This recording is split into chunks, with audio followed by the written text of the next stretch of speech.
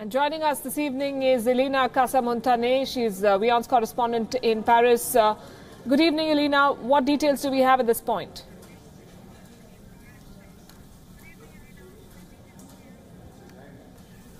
So we're hearing now, as you were saying, that at least 2 people are dead. Onlookers are apparently able to look into that supermarket from behind the police cordon and can see at least 2 bodies on the floor. Now we're hearing reports, at least from the mayor of Trebes, who just appeared on French TV, that the rest of the hostages have been evacuated and that the attacker is now alone in the supermarket with police. But that information hasn't yet been confirmed.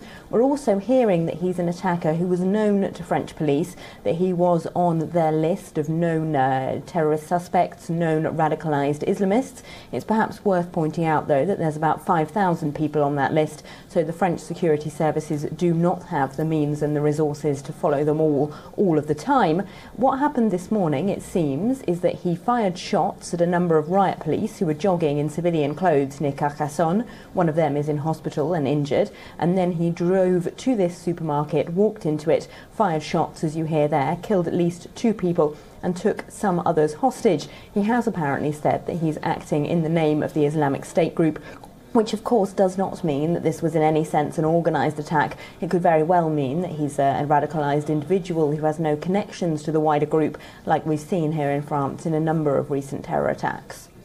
Indeed. Is the government calling it a terror attack yet? And also, if I understand this correctly from the information that you've just given us, the hostage situation is now over. It's only the gunman who's holed up inside the supermarket.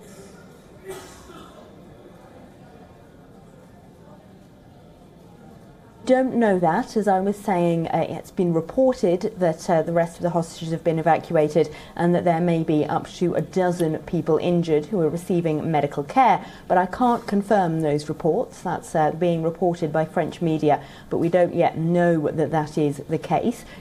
The Prime Minister, Edouard Philippe, has confirmed that it is being treated as a terrorist incident, that the investigation has been handed over to counter-terrorism police, and that they believe that this is a terrorist incident. And as I was saying, that the gunman apparently was on French intelligence's list of possible radicalised suspects.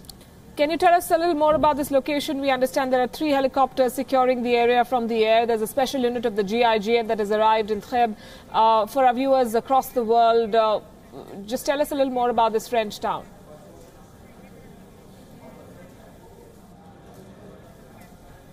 Well, Trebes is a tiny and very sleepy village on the Canal du Midi near Carcassonne, so hardly the kind of place where you would expect this atrocity to take place. It's perhaps worth pointing out that it's quite near Toulouse, where exactly 6 years ago yesterday, in the first attack of the wave of Islamist-inspired incidents that we've seen in recent years in France, Mohamed Merah, who killed 2 soldiers and 2 Jewish students, was shot dead by police in a siege on his apartment. So yesterday, the 22nd of March, was perhaps a significant date if we're right in thinking that this attacker was an Islamist-inspired suspect. But as I was saying, it's a small, sleepy country town. There is an enormous police operation in course there and has been for about 2 hours. The whole area has been cordoned off and people are being warned to stay away. And there is, as you were saying there, an anti-terrorism squad that has descended on that town and police helicopters. And as I was saying, they're warning the public to keep away. Right, and this comes in a series of such attacks that France has seen an alarming number compared to the record in the rest of the continent. We've seen a lot of attacks from people who claim allegiance to the Islamic State. Most of them have used vehicles. This is, in that sense, different. This guy tried to take hostages in a supermarket this morning.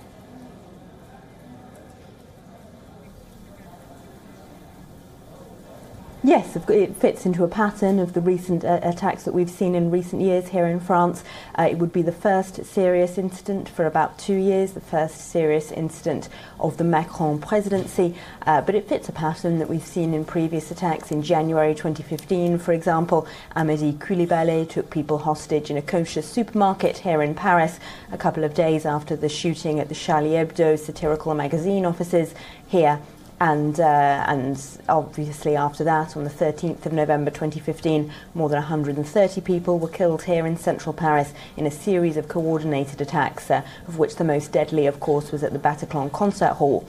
Now, French security services say that an attack on that scale and with that amount of planning and organisational capacity that the Bataclan attack has had would be impossible now, because security services are much more alert to the danger, and the Islamic State group does not have the organisational ability that it had then, since its sort of state in the Middle East has been taken apart.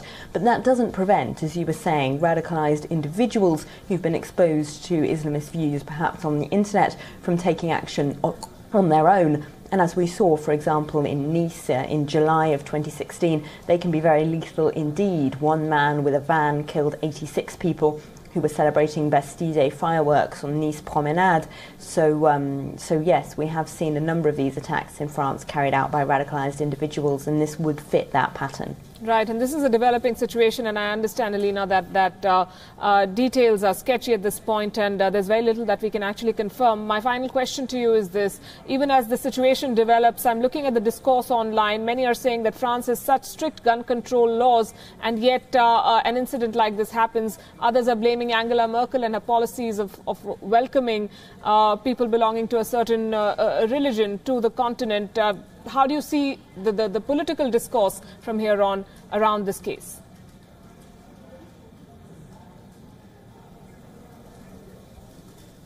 Well, the French, as I was just saying, are unfortunately quite used to this type of attack now. We've seen a lot in recent years. I think it would be surprising if we saw much change in political discourse following this sort of attack.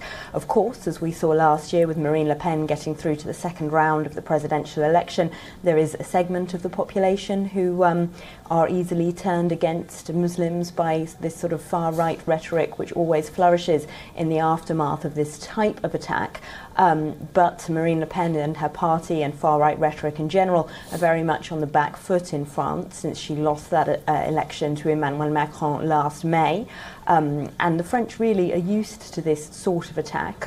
We don't know who the suspect is who carried this out yet. As I was saying, we're hearing that he's on the French police terrorism watch list, but it's extremely unlikely that he is a foreign national, I would say. All of these attacks that we've seen so far have been carried out by radicalised French nationals, so there's certainly no link to make with Angela Merkel and her refugee policy. Alina, thanks very much for putting all of this in perspective. As I said, a developing situation. We'll keep track of what happens there in Trebes in southern France.